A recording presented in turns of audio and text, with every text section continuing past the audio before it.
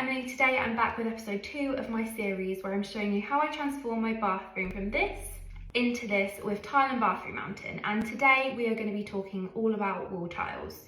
So before I tell you a little bit about the tiles that I went for, I'm going to give you a look at my Pinterest board so you can see the kind of theme that I was working with. Based on everything that I loved, I landed on our Artisano range, which you can see here. So this is a classic brick shape and it has a really nice finish. So it's got a slightly bumpy surface with a really glossy glaze.